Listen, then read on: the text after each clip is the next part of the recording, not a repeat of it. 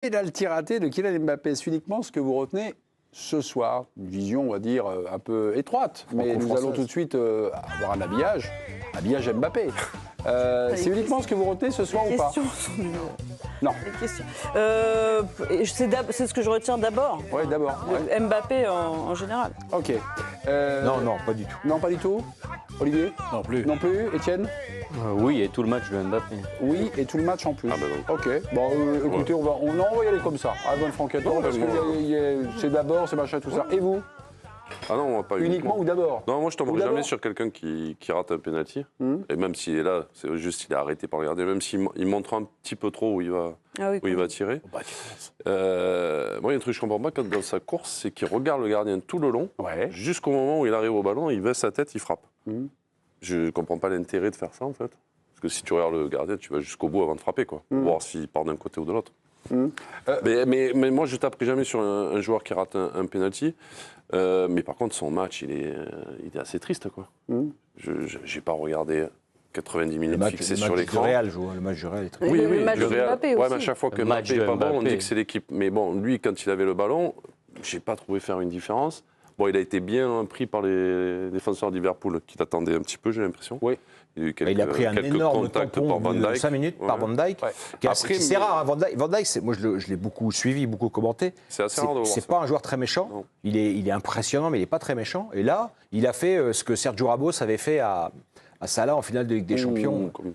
Il lui a montré. Salah, il ne s'est pas relevé. Hein. Ouais. Donc Mbappé s'est relevé. Mais bon, la comparaison est un peu décalée, je pense. Il a déboîté l'épaule, mais... Non, il lui a rentré pour l'impressionner, quoi. Il tape dedans. Il a fait ce que Rudiger fait régulièrement aux attaquants adverses. Mais ça devient inquiétant, quoi. Mais c'est ça. Surtout, c'est évidemment pas uniquement le penalty, même s'il n'est pas bien tiré parce qu'il montre où il va tirer, c'est assez net. Mais le match de Mbappé ce soir, c'est une catastrophe du début à la fin. Même il y avait des images où on voyait, il savait même plus faire un appel, il ne savait absolument pas se situer par rapport aux autres. Quand il partait dans la profondeur, il a eu une balle en profondeur, il est repris, il ne fait plus une différence même sur la course, uniquement la course. Franchement, c'est très inquiétant. Il a fait la différence sur la course, dans l'appel. Parce que son défenseur direct, il le prend. Après, c'est vrai qu'il est coupé par l'autre. Le Mbappé d'il y a quelques temps, tu le revoyais plus sur cette action. Il était en situation de frappe avant d'être repris. Hein. Il y a Konaté aussi qui lui a mis un gros tampon au début du match. Après, peut-être que l'autre qui revient va très vite aussi.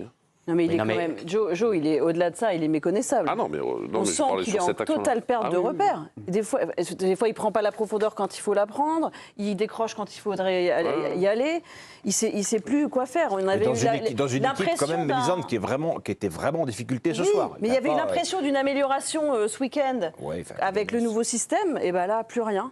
Plus rien, et effectivement, je suis d'accord avec Yann, c'est quand même un feuilleton qu'on suit, que toute l'Europe du foot suit, et à Madrid particulièrement. Les semaines se suivent et t'as pas l'impression que la greffe prend et que ça progresse. Ce qui est terrible, c'est que là, il avait la responsabilité. Vinicius s'est blessé, Rodrigo est blessé, il y a d'autres blessés au milieu. C'est-à-dire que là, le Real, c'était lui. C'était à lui, et le Real est très très mal classé dans cette Ligue des Champions. Et vu de Madrid, c'était à lui de faire la différence ce soir, de montrer que c'était un grand joueur. Ça c'est un leurre, on peut pas. Enfin, moi je comprends pas qu'on puisse regarder un Liverpool Real en se disant Mbappé va être l'homme providentiel du match. Enfin, je veux dire, il joue l'équipe peut-être la plus en forme d'Europe en ce moment. Ils n'ont pas existé. Le Real Madrid collectivement n'a pas existé sur ce match. Peut-être que c'est injuste de ta part, mais en tout cas de leur part. Mais évidemment qu'à Madrid, il aurait fallu que Mbappé, qui est déjà pas bien, surnage dans ce contexte-là. On les a déjà vus en grande difficulté collectivement sur des campagnes de Ligue des Champions où Cristiano leur gagnait le match tout seul alors qu'ils étaient dominés collectivement. Et qu'il y avait ces fameuses le Real aussi insipide que ça sur 90 minutes. Je sais, en Ligue des Champions, je ne l'ai pas souvent vu quand même. Je pense que ce soir, à mon sens, on a vu le plus mauvais match de Mbappé en Ligue des Champions. Moi, je ne l'ai jamais vu aussi faible qu'aujourd'hui. Jamais vu aussi faible. On va prendre le pouls. On répète ça régulièrement. Non, mais là, vraiment. Non, mais je trouve, parce que dans tout ce qu'il a essayé de faire, dans ses choix de dribble, de passe, de limite de contrôle, alors bien sûr, le penalty, mais comme tu as raison, Salah, il a fait la même chose, mais bon, c'est pas le problème. Mais il n'y a rien de positif. Il n'y a rien. Et moi, ce qui m'a le plus, et je reviens à ce que disait Mélisande, c'est dans le choix des appels, qui quand même sont un élément de base. C'est sa force numéro 1.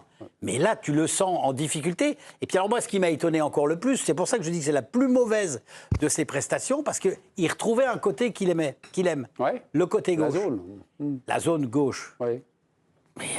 Mais de nouveau, il est là avec son pendule. C'est plus son poste. C'est plus son poste, il était en train de... On disait Mbappé, ce qui le gêne, c'est qu'il y a Vinicius, et que Vinicius, il occupe le côté gauche. Pas et que donc, évidemment, pour Mbappé, il est gêné parce que c'est son poste naturel. Bah non, on se rend compte qu'en fait, sans Vinicius, il existe encore moins dans un match aujourd'hui. Et qu'en fait, il était en train de revenir tout doucement, un petit peu. Grâce à Vinicius. Grâce à Vinicius qui faisait la différence et qui lui en donnait. Ok, Léna, Carlo Ancelotti a parlé du match de Mbappé, il a été interrogé. Qu'est-ce qu'il a dit? Bien sûr qu'il est déçu, il a raté un penalty, c'est le football, ça peut arriver. Il n'y a que ceux qui prennent des responsabilités de tirer qui peuvent rater. Il a raté, c'est rien, il doit se relever, il doit tenter de marquer au prochain match. Jusqu'à quand il va le protéger? Parce que Carlo, là, en ce moment... Il le voit toujours, il le jusqu'au bout. C'est normal. C'est normal. Je sais, non, mais... T'as déjà vu Carlo Ancelotti charger un joueur? Non, mais de le déboulonner, de le mettre sur le banc. Bon, il y a tellement de blessés actuellement au Real qu'il ne peut pas perdre sa place. D'ailleurs, tiens... Non, mais là, il faut qu'il... Parce qu'on parle du PSG en France, mais là, le Real Madrid, ils ont 5 matchs, 3 défaites quand même en Ligue des Champions. Ils ont perdu Milan, ils ont perdu Lille et maintenant Liverpool. Donc... Ils vont aller à Brest, donc rien. Et pour eux, c'est terrible comme programme. Brest, c'est à la fin. Ils vont finir à Brest. Ils vont se faire dépouiller ultimement à Brest. Vous avez oublié, j'avais noté la défaite à Milan. Enfin non, la défaite contre Milan. Contre Milan, vous l'avez dit, je vous écoute pas. Bon, voilà. Et puis Milan, Lille et Liverpool. Voilà. Bon, il y aura Bergame. Ils ont péniblement battu Stuttgart. Ils ont péniblement battu Stuttgart et puis je sais plus qui. Ouais, Dortmund, non? Ils perdaient 2-0 à la mi-temps. Ils ont gagné 5-2. Non, c'est une campagne. Évidemment qu'il y a un problème Mbappé, il ne s'agit pas de le masquer, évidemment, mais il y a un problème Real Madrid. Tu vois, par exemple, le 2-0, quand ils perdent Dortmund, ils sont inexistants. Ouais. Par contre, en deuxième mi-temps, Vinicius, il est là, il te règle le problème. Là, c'est ce qu'on attend de ces joueurs-là. C'est sûr que Mbappé, pour moi, il est à ce niveau-là. Donc, si aujourd'hui, on ne peut pas dire par rapport à une équipe... Pas en ce moment, Joe. Ah non, mais pas ce joueur. En ce moment, c'est pas ce joueur. En ce moment, c'est un fantôme. En ce moment, c'est un fantôme. Et Camavinga blessé à la 57e minute. Encore un blessé. Qu'est-ce qui arrive là avec Pintus? Vous le connaissez, Antonio Pintus, le préparateur physique? Tout le monde doit regarder en ce moment Antonio Pintus. Il est fait trop courir. Les mecs pètent. Mais il est là depuis un moment. Oui, je sais qu'il est là depuis un moment. Il était là même sous Zidane. Mais Militao s'est fait croiser. Ça a plutôt bien marché avec sur 0 course. Ah oui. En ce moment, il fait beaucoup courir, c'est les préparations à l'italienne. Après, c'est ce qui inquiète Carlo Ancelotti depuis plusieurs années et de plus en plus au fil des mois. C'est le calendrier. Et il a été le premier à dire ça va craquer de partout. Effectivement, ça craque de partout. Et les clubs les plus exposés, ceux qui jouent le plus, sont ceux où il y a le plus de dégâts.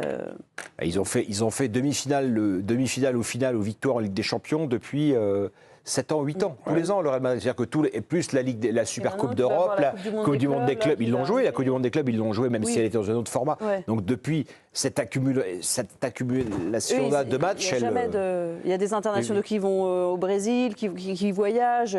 Ça fait longtemps qu'il est inquiet, Carlo Ancelotti, là-dessus. Le Real, ils n'ont pas un effectif aussi étoffé que ça. En fait, ils jouent un peu toujours avec les mêmes joueurs. Ils n'ont pas 25... joueurs de très très haut niveau, c'est pas comme ça qu'il est bâti leur effectif. C'est des absents. Les absents, tu peux jouer quand même avec bah oui. Alaba, Carval, c'est pas mal l'effectif. Oui, mais ceux-là, ils devraient être... mais ça fait 7 là. Non, mais je parle, évidemment, il y a 15-16 joueurs de très haut niveau, mais il n'y a pas comme dans certains clubs, comme City ou d'autres, où tu as 25 joueurs. Alaba, Carvajal, donc Camavinga rejoint cette liste ce soir. Militao, Tchouaméni, Rodrigo et Vinicius Junior. Quand ce soir, tu avais des Brahim Diaz, Guler, le Hendrick, le Brésilien, il y a du monde au Real. Il y a un petit peu de monde. sont des jeunes. Oui, mais bon, on les a vus. On ne peut pas dire à Lille, il y a des jeunes, ça marche, et puis au Real Madrid, il y a des jeunes, ça marche pas. Surtout que ce n'est pas les jeunes de Lille, c'est les jeunes. Non, qui ont du talent. Il y a... Mais par contre, là où Étienne a raison, c'est que c'est vrai que c'est un coach, quand même, Ancelotti, qui ne fait pas beaucoup tourner. Non, c'est vrai. Peut-être qu'il le paye sur la troisième, je ne sais pas depuis combien de temps il est là, 3-4 ans maintenant.